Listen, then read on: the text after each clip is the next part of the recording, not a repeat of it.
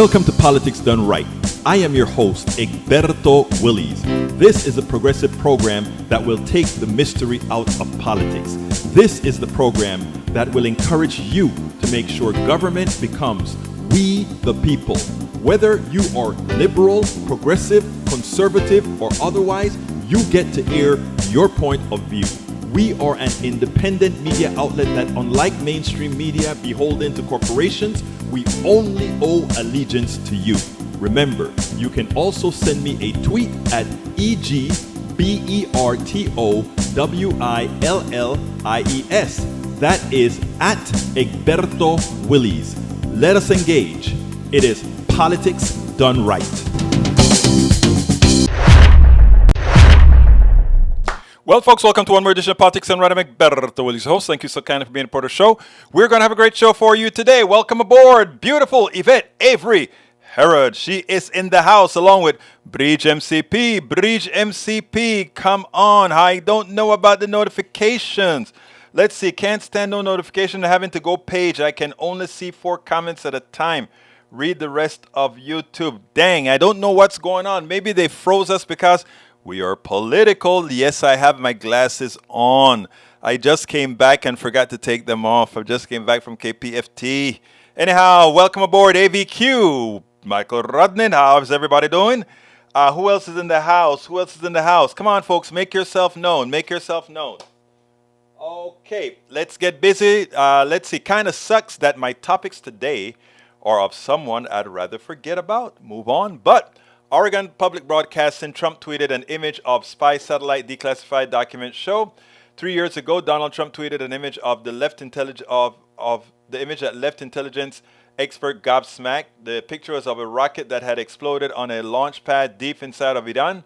It was so crisp that some initially thought it may have been taken by a satellite, but aerospace expert quickly determined it was a photograph used one of America's most prized intelligence assets, a classified spacecraft called USA-24 that is widely believed to be a multi-billion-dollar KH-11 reconnaissance satellite. Now, 3 years after Trump's tweet, the National Geospatial Intelligence Agency has formally declassified the original image.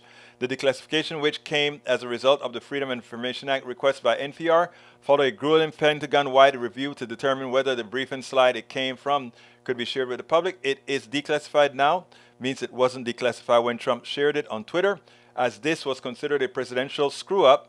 I'm not sure if there is a crime that can be charged here, but would be the first time Trump did give a damn about revealing intelligence. Don't forget, he had those guys from Moscow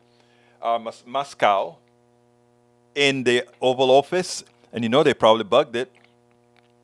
Raw story, Weisselberg, Trump authorized tax fraud scheme at heart of his business criminal trial. New York Times K witness in Trump Organization trial takes stand. Alan Weissenberg, Trump Organization CFO, criminal indicted for fraud over a year ago, is still working for the Trump Organization despite the indictments. Usually when financial officers in charge with fraud, they're fired to protect the companies from further damage, but Trump is still paying Weisberg his $640,000 salary and $500,000 bonus to continue. Of course, he has to hide all the skeletons, right? Rolling Stone, Trump money man just linked him to a tax fraud scheme. Former Trump Organization Chief Financial Officer Alan Weisselberg testified Tuesday that Donald Trump personally green-lighted on taxed benefits that are on the center of the Manhattan criminal trial against several of the ex-presidents' eponymous companies. What is that? Eponymous company. I don't know that word. Including a gratis residence in New York. The rent was authorized by Trump, Weisselberg said less than 2 hours in his time on the stand in state Supreme Court. Prosecutors alleged that the Trump Organization participated in an illicit compensation scheme that illegally lined Weisselberg pockets to the tune of $1.7 million of untaxed income. Haha, Weisselberg. I tell you about these rich thugs that I spoke about earlier today on KPFT. That's what it's all about. And of course, we have Bridge brought her research as well. She says, hidden audits reveal millions in overcharges by Medicare Advantage plans. I love this. Summaries of the 90 audits which examined billings from 2011 to 2013 and are the most recent reviews completed were obtained exclusively by KHN. That's I think it's Kelsey Health News. through a 3-year Freedom of Information Act lawsuit, which was settled late September. The government audits uncovered about $12 million in net overpayments for the care of 18,000 patients, though the actual losses to taxpayers are likely much higher. Medicare Advantage, a fast-growing alternative to original Medicare, is run primarily by major insurance companies. Taxpayers footed the bill for Medicare Advantage health plans that should have cost far less. Newly released federal shows some plans overbill government by more than $20,000 per patient per year. How stupid do people think we are? Sorry, British, I see better without them for close view. How stupid do they think we are? If a private company is going to take over something, it's because they want to make a big profit. It's not because they somehow are more efficient. They can't be more efficient than the government. They cannot be. Not for just delivering a payment. Oh my God, this gives me a headache. How do we get that over? We have to find a way to get that in the skulls of people so that ultimately we get Medicare for healthcare for all. That's what we got to do. Bridge MCP says, can't stand no note. Oh, I read that already. Let's see. E2247 is in the house. He says, hello, relatives. Today's visit will be greatest ever visit. I know. Deborah Moyers is in the house. She says, hola, PDR folks, meaning hi, PDR folks. Eric Hayes says 30 ex-FBI agents stand up to support whistleblower who exposed agency's political bias. That's a joke. That's a joke. The FBI has always been known to be Republican-centric. I don't know where that comes from. It's just because they're going after the orange man that you guys would say that. All right, let's continue. Bridge MCP says, whoa, AVQ, can you send me a link? I cannot see comment in full here. Eric K says, the Orange Man show, here we go, y'all. No, this is not the Orange Man show. The Orange Man is history. All right, Michael runs eponymous, given their name to do something, Trump's Brandon. Okay. Given their name to do something. Okay. Lee Grant says, is today's spotlight Trump? No.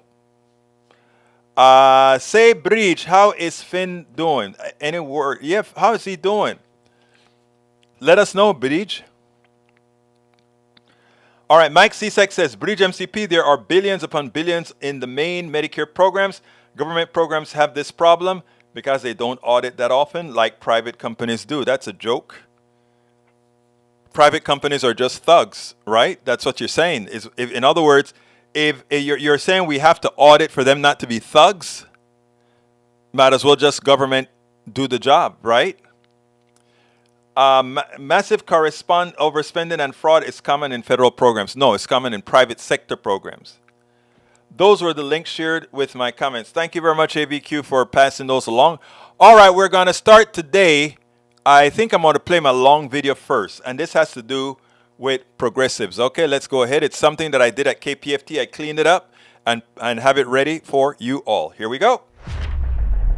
There was a New York Times article that came out, it was like 2 or 3 days ago. And the title of the article was Extreme Candidates and Positions Came Back to Bite in the Midterms. And I initially agreed with the title of the article written by Jonathan Weisman and Katie Gluck. And then I kept on reading. So I want to read a piece of it for you. It says, a surprisingly nuanced verdict in the midterm elections has delivered at least one important conclusion about the state of national mood. In battleground states and swing districts across the country, voters voiced their support of moderation. Okay. That happened in Nevada's Senate race where Catherine Cortez Masto, an unassuming incumbent Democrat occupying one party's most endangered seats, overcame voters' economic fears and won re-election, highlighting her Republican opponent's embrace of Donald Trump, lies about the 2020 election, and his denigration of abortion rights. So far, so good, even though they try to say she was unassuming. What they mean by unassuming is she wasn't the AOC type that was a firebrand. I love AOC, and I think that's what we need. Anyway, continuing. It happened in Pennsylvania, where Josh Shapiro, facing the far-right Doug Mastriano, won the governor's office in the biggest landslide for a non-incumbent in the state since 1946. By the way, Mastriano did not try to be a super meek conservative or moderate. He was out there. Listen to how much he mimicked Obama in all of his speeches. So The article is starting to go a little bit haywire. If you know some politics, then it continues. It happened in Pennsylvania where Josh Shapiro, facing the far-right Doug Mastriano, won the governor's office, the biggest landslide. And it happened on Sunday when liberal Democrat in Oregon, who beat a veteran centrist House Democrat in the primary, Representative Kurt Schrader, lost the seat for her party to the GOP, a stinging blow to the Democrats' chances of holding their majority. What? What? That is what you call, and if you're not politically in la ola, as we would say, you wouldn't see the sleight of hand that the author used right there. Let me explain. The article would like to say, we want to keep everybody in the middle. We don't want any lefties winning. We don't want any super crazy right winning. That is what it's saying, right? The article continues, and it says, in contests up and down the ballot, Republicans betting on a red wave instead received a sweeping rebuke from Americans who, for all the qualm polls show they have about Democratic governance, made clear they believe that the GOP had become unacceptably extreme. On a smaller scale, a similar dynamic could be discerned on the left after Democratic primary voters chose more progressive nominees over the moderates in a handful of House races, including in Oregon, Texas, California. Those left-leaning candidates were defeated or are at risk of losing their seats that could have helped preserve a narrow Democratic majority. If you listen to the tone of this article, you can see what it is attempting to do. Shut down the left. Shut down the left. Make the left equal to the crazy right-wing MAGA crowd. Try to create these two extremes, but it's not the case. That is the biggest sleight of hand. And these type of subliminal messaging is placed out there so that when you go to the polls and you see somebody that somehow they say, I am progressive, somehow they say I'm left of center, that you automatically think extreme. And extreme doesn't win. All of this is preparation for the primaries that are coming up in 2024. That's what it's all about. What I try to explain to people is the media has been used. They continue to use the media to try to form your minds. I'm going to continue with the article, but I need to create a little narrative here. They want to make sure in the primary that when you have a choice between that progressive person and that moderate financed very well, with the very financed perfectly well by the corporatocracy, that somehow you are going to say, they don't win elections. Let's go with the safer choice. Let's go with the moderate. And if you do that, folks, if you do that, the idea is we get the status quo, nothing changes. All right, let's give a classic example. Miss Bass out of California just became the mayor of LA, Los Angeles. And how did she do that? She became the mayor of Los Angeles by not raising near as much money as her compatriot, another Democrat, Republican turned Democrat, but really holding the spot. He raised 11 times what she raised, and she won grassroots, folks. It seems like Democrats will lose the House by 4 votes. By 4 votes.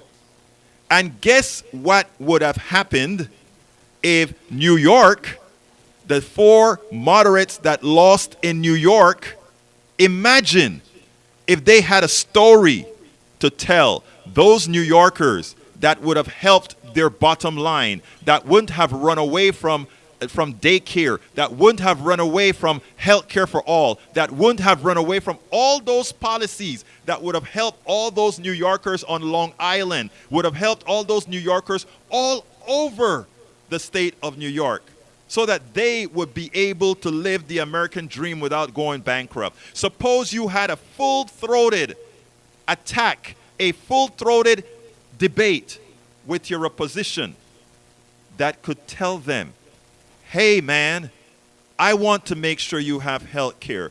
Hey, man, I want to make sure you have family leave. If your kid gets real sick and you have to take care of them for 6 months, for 1 year. You can take care of them and know that you can still be employed. Suppose and by the way, those positions I just called out is the position that the New York Times, that the head of the Democratic Party and these guys would like to call extreme. What the things that AOC is asking for, Ilhan Omar is asking for, Rashida Tlaib is asking for, Ayanna Presley is asking for, Mondaire Jones are asking for, is what they're calling extreme. So it is now extreme to say, I want to help my fellow man. It is now extreme to say, I want to give you health care that you can afford. It is extreme to say, I want your kids to have health care. And you know why it is extreme? Because somebody else, some rich fat cat, is now going to have to pay more in taxes on the money that he did not or she did not earn. Folks, it is so important for us to not let them. It's just like how we have allowed them to change what liberal means. Liberal is a bad word. I am taking it back. Progressive is a bad word. I am taking it back. No. I am not going to apologize for wanting to help people. I am not going to apologize for making sure that those who are super billionaires, who didn't earn it, who earned that on the backs of others, the ones who had the true intellect, they won't. I won't ever apologize for that. I won't ever allow them to say I am extreme. Ever allow. And you, all of you out there who want those policies, whether you are conservative or liberal or whatever the hell you want to call yourself, do not allow anybody to shame you for wanting to help others, because that is all we want. And if that is extreme, bring it on. We spend a lot of time deconstructing the news, trying to parse it into a form that everybody can understand. We try to find those little nitpicks where my clicks weren't working, and I don't know why my clicks weren't working, but it's working now. Anyhow, folks, every now and then you get these things where, oh my God, what's going on? Anyhow, I'm glad we have great people in the room, because Deborah Moyers, Bridge MCP, is correct that Medigap is a private secondary insurance to cover the 20% of the 80% that, Medicare is an 80-20 federally driven insurance plan. And let me tell you guys something about Medicare, right? This is how corrupt our industry is. Older people cost more money because they are older and they have more health care. So guess what the private sector says? Let's all offload all the old people to the government, because we can play games with the young ones. We can try to only insure the young ones we know are mostly healthy. Of course, Obamacare kind of got rid of that. Of course, they found ways around. They don't ask you if you're healthy per se in the way you're thinking. They just do now statistical analysis on where they market their product being insurance. So Medicare was created, don't let anybody lie to you, because in the private sector you could not afford insurance for old people. And here's a killer about it, okay? We offload old people to Medicare. And by the way, that's the idea. Check it out. Older people, I should say, not old people, older people to Medicare, because the insurance companies don't want to take a risk with older people.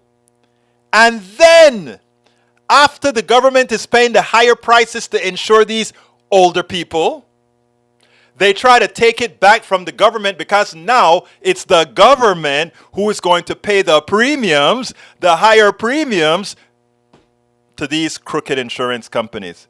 It's the biggest racket, Medicare Advantage. The biggest racket. After we offload Medicare to the government, so we get the government into paying that higher price for that it's going to cost to service older people, and then we try to take it back from the government in the form of higher premiums paid not mostly by the people, meaning the older people, but by the taxpayer. But let me tell you what that means. Guys, the racket that the private sector plays on you is marvelous, man. What it means is this. If you're 20 years old or 30 years old or 40 years old or whatever age you are, right? You pay your normal premium to the private sector at a lower cost because you're younger. So those are the people they're willing to insure. And then guess what they do? They go ahead and take from the government the Medicare folks and call it Medicare Advantage. So they're now collecting that higher price premiums because it's for older people. And guess who pay? The 20-year-olds, the 30-year-olds, the 40-year-olds, the 50-year-olds in the form of higher taxes. So they're paying their premiums for their own personal premiums to the private sector. They're paying higher taxes to the government, who then pays that fees to the private companies again for Medicare Advantage. The racket. And what behooves me is there are a lot of intelligent right-wingers in our room right now that looks at the insurance company, look at the insurance companies and say, please, screw me one more time. You're screwing my kids and you're screwing me.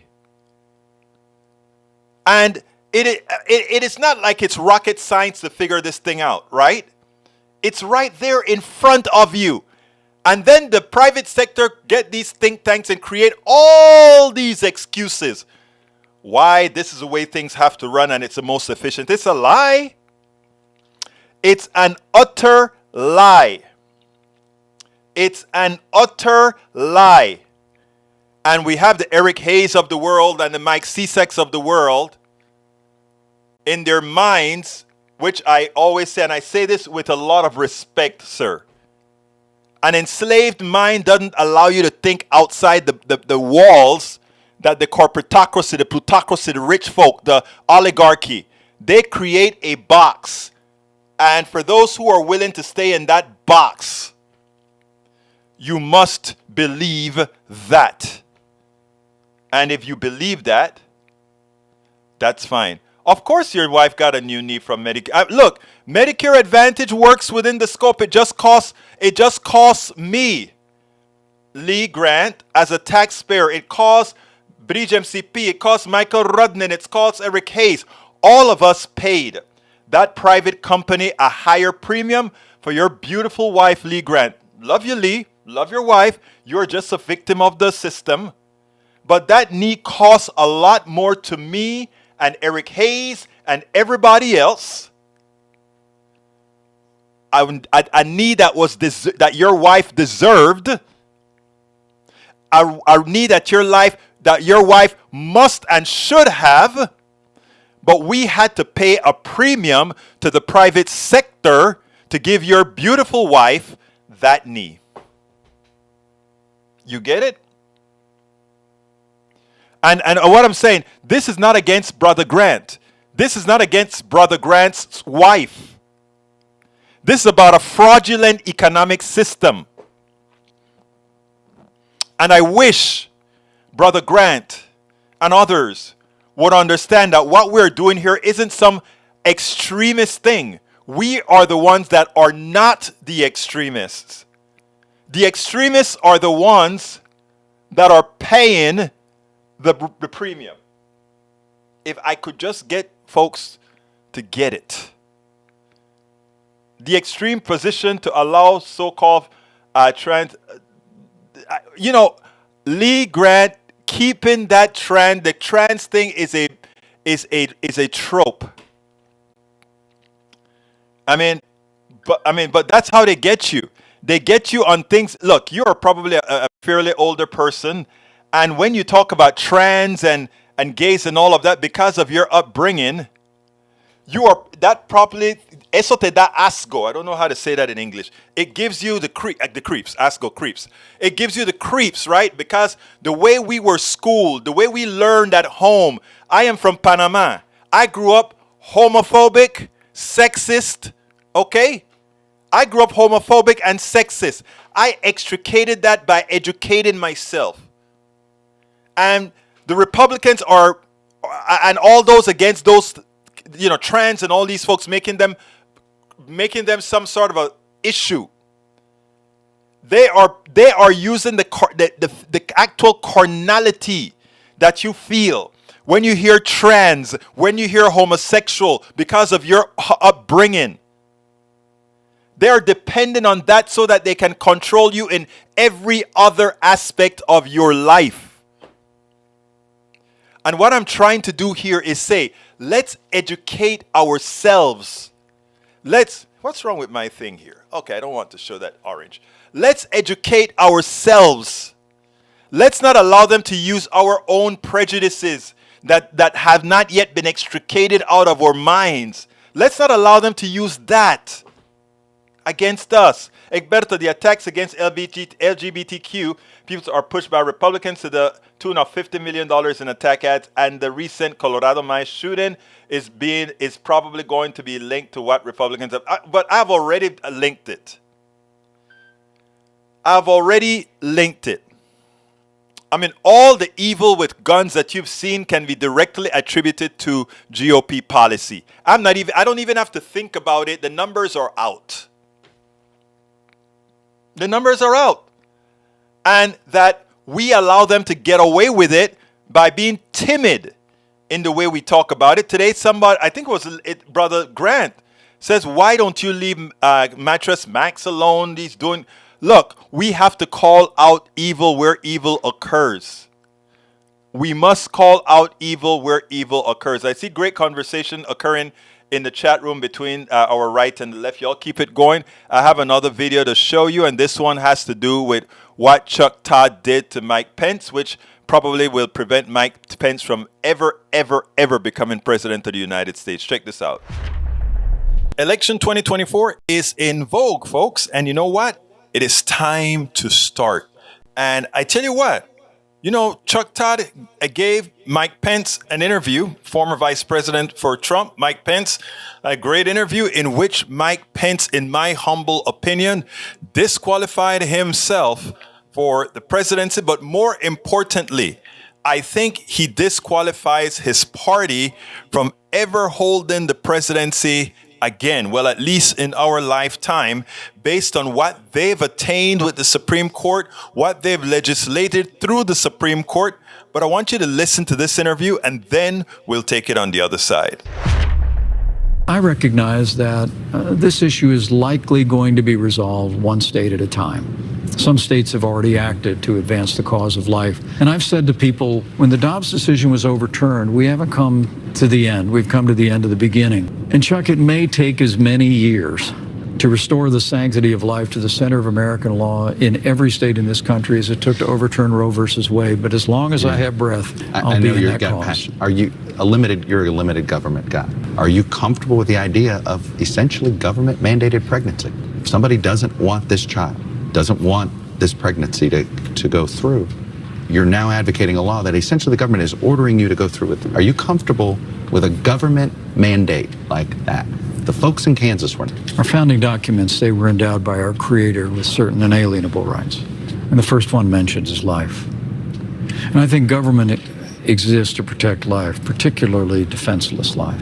And I intend to be a part of this. And we have the opportunity not just to craft thoughtful protections for the unborn, but also to extend protections and support for women in crisis pregnancy and for newborns. Do you think the unborn have constitutional rights?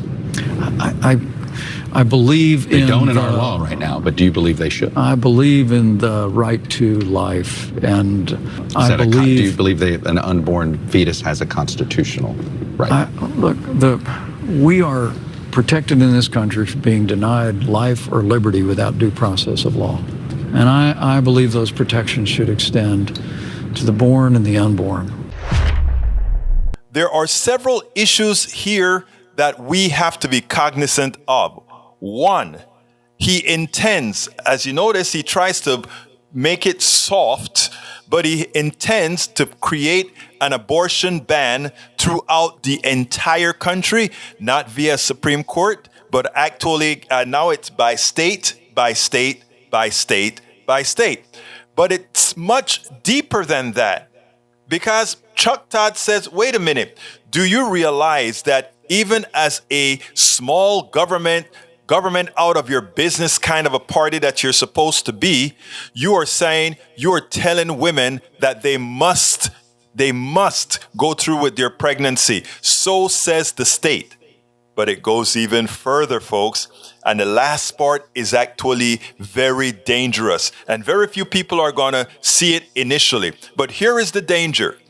He decides to say, the born and the unborn now has what?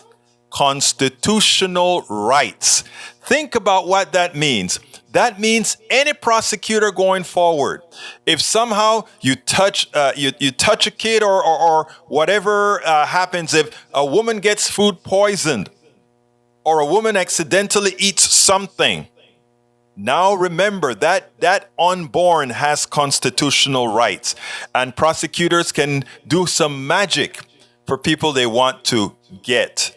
So folks, I think it is time for us to start amassing these statements that these radical fascist people are making already. And again, we need to start naming them. You remember how good they were at turning a great thing, the word liberal, the word progressive, into something too many liberals and progressives became ashamed of because of how it was deemed.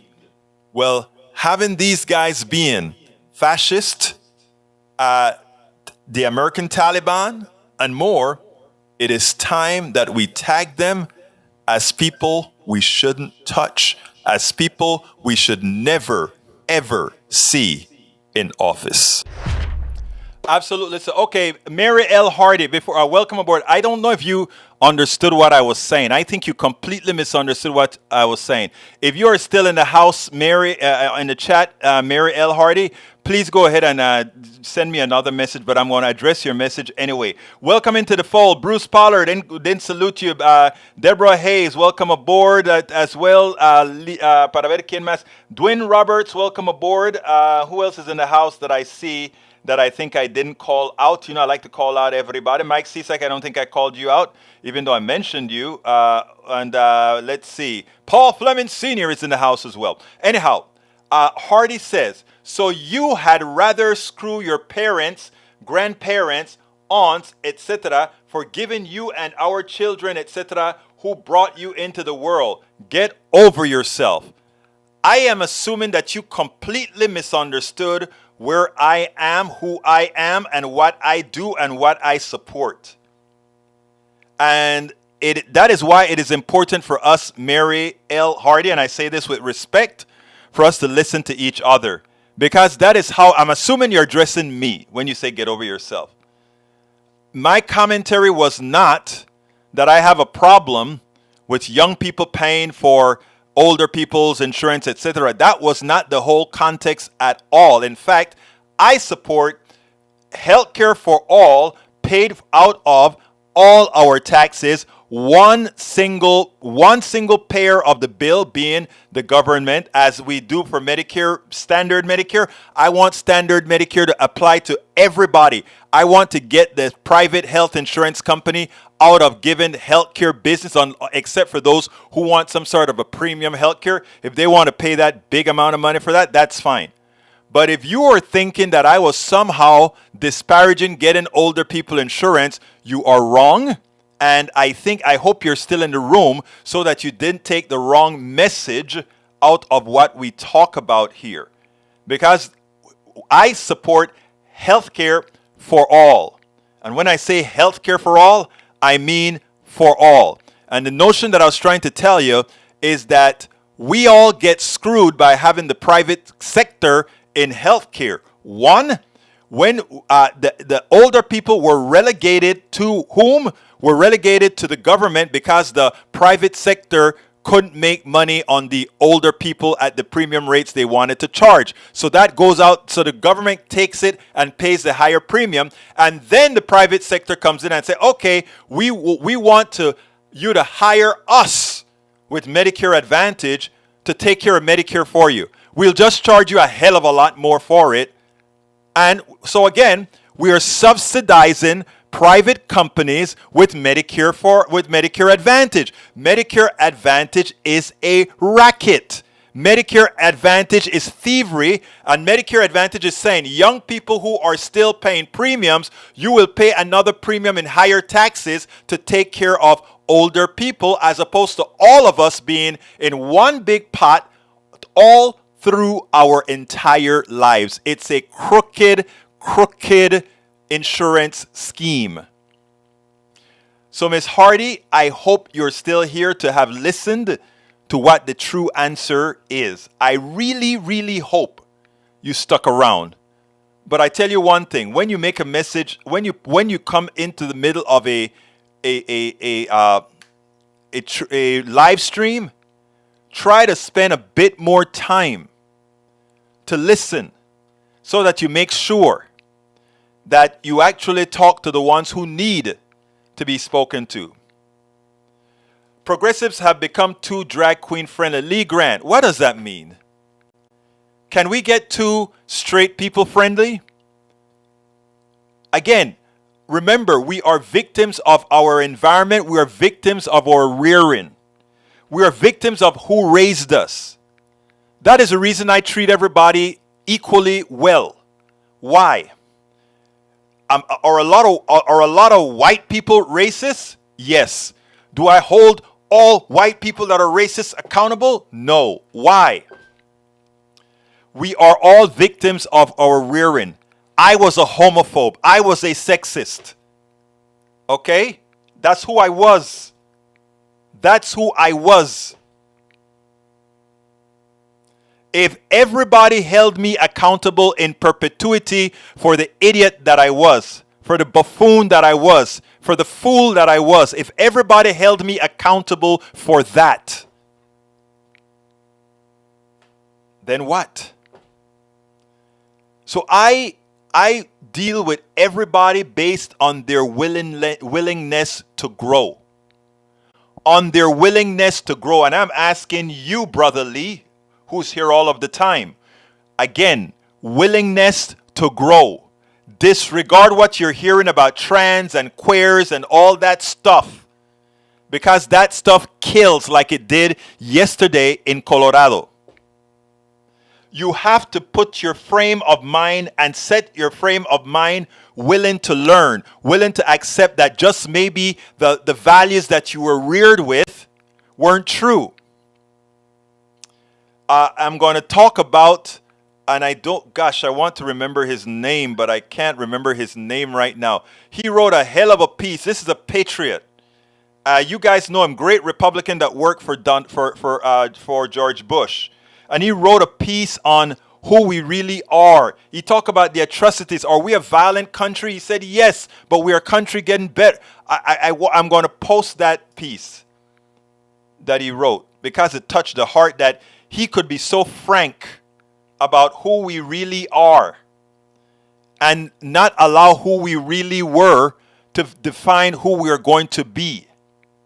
Your commentary on trans have allowed you to accept the inhumanity of what many on the right are preaching, to get you to hate all others. Trans people don't hate you. They just want to live. They just want to live. There's nothing. I thought myself when I thought trans and so like there was something deviant about. There's not. It is us who don't realize that we come in many flavors and that our chemical makeup makes us different in the way we think, thoughts, and everything. But all together, we are all humans looking for the same thing. So I am going to call you out one more time, Brother Lee. Please consider that your feelings about trans and queers and all of that is all wrong, as I had to do myself. And as I have extricated those horrendous, prejudicial thoughts out of my mind. Tom C., welcome aboard, brother. He says, Mike Pence says he's for life and for the police, but he won't hold Trump and others accountable for the loss of life and assault on Capitol Police on 1/6/21. So good. Deborah Moyers, we are all human beings trying to live. Prescient. Bridge MCP on Lee, shaking my head with this trans drag queen thing. Don't worry, Bridge. I will never give up on using my own experience as a former homophobe to try to entice, encourage others to look within themselves to see how wrong they were and atone for it. Extricate it from your body and atone for it. Because on those killings in Colorado that occurred yesterday, those killings in Orlando that occurred a few years ago, it's on the heads of those who have made your mind what it is. Cindy Style says, Lee Grant, if drag queens scare you or make you uncomfortable, don't be a drag queen or go to where places they are. Yeah. I mean, if you really want to see people, it's funny, right? And I have more videos to play, but Lee Grant and his messaging got me thinking. I remember my wife, and this is a story that she tells all the time. She used to partake in when we moved into this community, which is mostly white. It's probably a little bit more integrated now, but when we moved here, it was mostly white, right? And a few people on the streets invited her to Banco, and they used to play Banco and all this kind of stuff. And one of these ladies at one of the Banco meetings ran up to my wife that night, and she told her an experience that simply blew her mind. She went into, she was coming down 59, Interstate 69, and her car broke down in a very unsavory, quote unquote, unsavory neighborhood. And she got on the side of the road and she parked while she waited on the wrecker or something to come help her. And these 4 black guys comes up to this white woman in this van, and her heart is in her mouth and she's going into a panic, and they come out there and they're like, ma'am, it's late, can we help you? And she's scared, and they just said, did you get to call? And they started helping her out and all of that sort of stuff, and ultimately things worked out great and she got home and all of that. And at the Bunko meeting, she was elated that she got her car broke down in this black neighborhood. It's a poor, very poor neighborhood, and these people came out and helped her. And my wife looked at her and smiled, and she said, what were you expecting? And you see what happens is, on TV, when you look at crime and all these other things, crime has a shade, crime has a hue, and everybody sees the way crime looks, and oh my God, it actually kind of looks like me. So when people, and and that's why I also told my wife, you can't blame white people that think that way, because guess what happens? On TV, if you look at what's happening, you don't see all the crimes that occur in the white areas, which is more so than occurring in these black areas. I'm talking about proportions now. I'm talking about quantity, not proportions, quantity. You don't see it, right? So that's not what you see. And then it turns out that when you go into these neighborhoods, or when you go and break bread with these folks, it's like, oh my God, they are just like me. There are bad ones that don't mean me well, and there are good ones that mean me well, wherever or whomever you are. Of course, high crime areas have high crime. But high crime in high crime areas doesn't mean what many think it means. Let me give an example. If I have an area that has 50,000 people with a high crime rate and another area that have 50,000 people that has 1/10 the crime rate, your possibility of getting harm in the high crime area is, again, we're talking probs and stats, is very low, because the crime rate as a total of crime could be high, but the crime rate as a property of number of people is quite low in the aggregate in the first place. That's why people live in those neighborhoods all their lives and crime never happened to them, and people don't know who lives in their neighborhood. Crime in general is not near as bad as people perceive it to be given the news. You can go into the most crime infested neighborhood in Chicago. 90 times out of 100, 95 times out of 100, and have no encounter with anybody that will do you harm. Again, it's so important for us to understand crime, density, and all those types of issues. Now, Bridge says, Egberto Willis, I will say this. I have no issue with trans people, but I can understand how some people think a trans person going into, say, a girl's bathroom feel.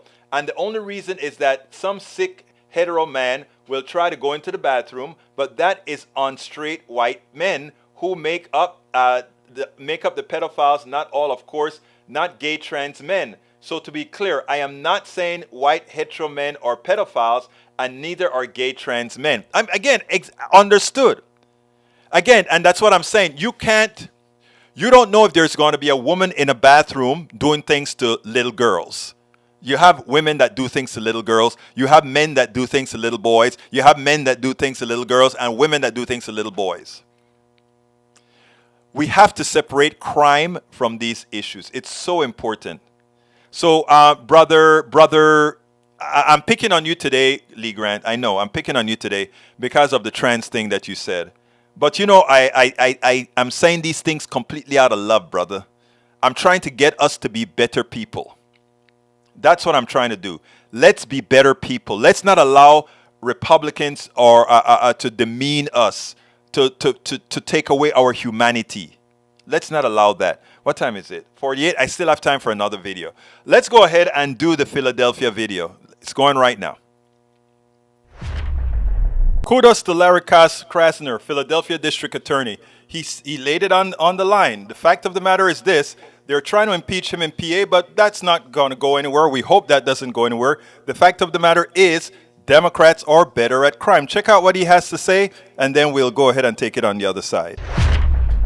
Very quickly, last question. Going forward, how should Democrats, in your view, meet the charge of being soft on crime? Republicans have been attacking liberals, as you say, with that smear for literally decades, Willie Horton and beyond. But Democrats still nationally don't seem to have developed a good, consistent counter message.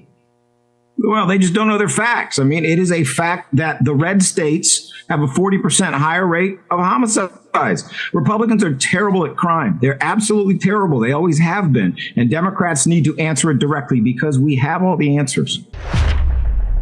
I mean, if we look at the crimes, increase in crimes that have been occurring with guns, we can attribute it to GOP policy. You flood the market with guns, you get more guns, and you get more crime. Those are the types of things that Democrats have to put out there. Republicans are lethal to your health with their policies. We can go one particular issue after another. Their lack of or their denial of social services to people over and over again creates the policies or create the conditions that create crimes. You give young people things to do, then they're not committing crime. You give people the opportunity to succeed, they're not committing crimes to try to take care of their families. It is all something that works together. But in a lot of the feeble minds of their politicians, they refuse to acknowledge it. It's called willful ignorance, that they refuse to acknowledge that in order to prevent crime, you must invest in the people. But I tell you what, don't sit back and think they don't know that deep on the inside. They do know that deep on the inside. Why aren't they following those types of policies? Very, very simple. Because prison is an industry. Locking people up is an industry. Bonding people out is an industry. You get crime rates down, and all those businesses go away. There's no need for them. And there are a lot of people making a lot of money in we convicting a lot of our human bodies.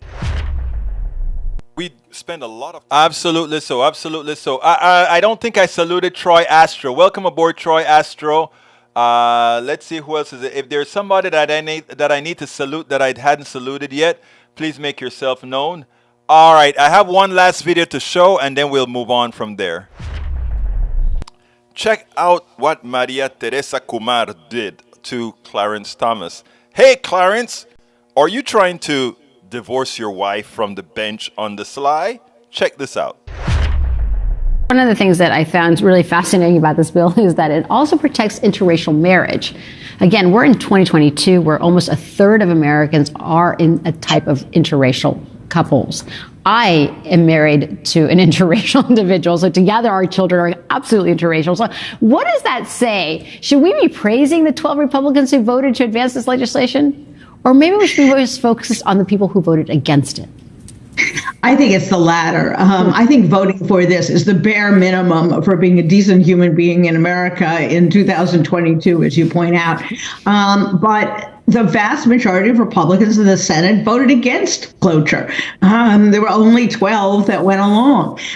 So if my math's right, that's 38 Republicans who did not want to protect same-sex marriage or interracial marriage. And by the way, I think the reason that they included interracial marriage is specifically because when Justice Thomas listed all of the things that he was going to come after, including same-sex marriage, including other substantive due process rights, he somehow neglected to mention interracial marriage. And that was a peculiar omission. Obviously, he is in an interracial marriage. You can make a legal argument that that's really an equal protection clause issue. But I think that's just indicative of the fact that the Supreme Court is now simply legislating their own views on these burning social issues. They don't have a strong constitutional basis. So I think it's entirely appropriate for Congress to step in and say, no, we have come to appreciate, come to believe that there are certain rights that are national, that are not dependent upon where you live in the United States. Jennifer, when Clarence came out and talking about the interracial bit, my husband and I were joking that there's different ways to basically file for divorce with your spouse in more private settings than on the bench. That's a good one. That was actually funny. I'll be honest with you. I had to laugh at that one. I only brought that up for comic relief, folks. Come on, I know that it's not anything about Thomas wanting to get rid of his wife. Remember what she said. Ruben said that's the one thing that he didn't talk about, interracial marriage, and that's because he's in interracial marriage. And the one thing that we know about Republican is that Republican politicians, while they are not empathetic, they only care about things that affect them. So in the case of the Pennsylvania senator, he only voted to support gay marriage after he found out his son was gay. Oh, really? Yes, that's what it is. Anyway, it's near the end of the show, and it's time for my ask that I didn't do. I think I'm going to start doing it at the end of the show so that, hey, I don't know. We'll see. Politics done right depends on you to keep doing what we do. What do? We make sure to keep, number one, the internet seeded with blogs and information to counter the right and to present what progressives represent for the benefit of us all to everybody so that it's not misled by any other entity. We make sure and populate that internet with blogs, with videos, with all these other things to make sure that we are informed and to counter everything that you normally hear that are lying at the right.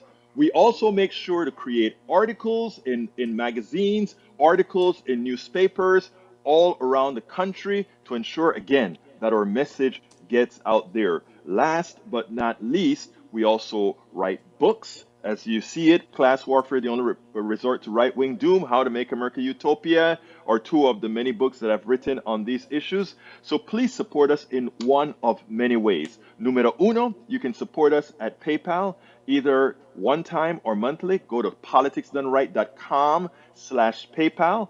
You can support us on Patreon. That is politicsdoneright.com/Patreon. Patreon is spelled Patreon. You can support us by becoming a part of our YouTube channel, going to politicsdoneright.com/YouTube, or you can support us in many other forms that you can find at politicsdoneright.com/support. Be sure to visit our store, politicsdoneright.com/store, and get our books at politicsdoneright.com/books. Bridge MCP, you wonderful person again. Thank you so kindly for your support. Bridge just says, after she gave us a great super chat, she says, good show on radio, quite impressive, and social media. Love your brother and my posse, both sides. You know, and that's what I want to see in our room here. That all of us argue among each other, discuss among each other, fight among each other. But one of the things, we're always back here as a posse. We are the Politics Done Right posse, folks. Thank you for that contribution, Bridge. Hey, guys, follow Bridge, and you can go ahead and give us a super chat, or just click that join button, become a part of us, or throw out that PayPal or whatever. And by the way, please subscribe to my newsletter. It's politicsdoneright.com/newsletter, or you can do it at Medium, politicsdoneright.com/medium. That is how we do it. That is how we do it. Anyhow, folks, thank you so kindly for all your support. Thank you so kindly for what you guys do. Earlier today on my show, I think I'm going to get some outtakes from that show for tomorrow. If you take a look at the show, we spoke about Lina Hidalgo and what Mattress Max did to her here. So what we want to do is we're going to go ahead and cut that out, cut some pieces out, and post it on the internet. But it's been a long day, and it's not over yet. I have to go into town one more time today.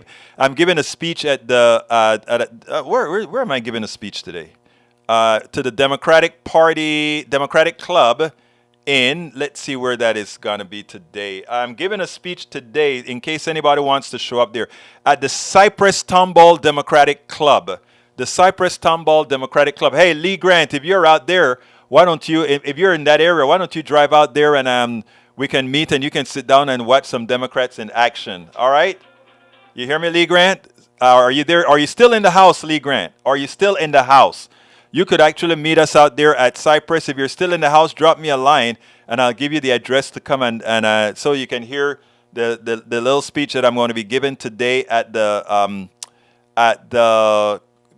club. The Cypress Tomball Democratic Club. I'll be out there giving a speech, and then on the 14th, I'm going to another club. I'll be speaking at that's not the Humble Area Democrats. That's one passed already. Oh, on the 14th of December. On the 14th of December, I'll be at the Sci-Fair Democrats to give a speech out there. So anyhow, let's go ahead and keep this thing going. I want to thank you guys for lending me your ears for a few minutes a day, or a few minutes or a couple hours a day. In the case of Lopez was with us at the noon hour, and back with us at this hour as well. Bridge MCP says, Egberto Willis, bring your glasses, babes. My dear sweetheart, I will bring my glasses. Lee Grant, I'm open to the idea, but not tonight, dear. Dang, Lee. Come on. You can make an exception for your big brother here. No, I'm playing with you, Lee. I get it. This is late notice. But, you know, maybe on the 14th we can meet in Sci-Fair. Anyway, folks, thank you so kindly for being a part of the program. As I try to tell everybody, both here and on air, this is your show. So therefore, you make what happens here. And thank you so kindly. My name is Egberto Willis. This is Politics Done Right. And you guys know how I end this baby. I am what? Out!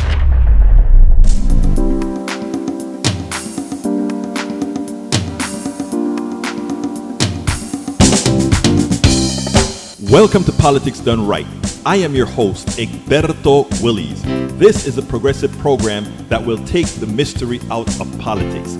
This is the program that will encourage you to make sure government becomes we the people. Whether you are liberal, progressive, conservative, or otherwise, You get to air your point of view. We are an independent media outlet that, unlike mainstream media beholden to corporations, we only owe allegiance to you.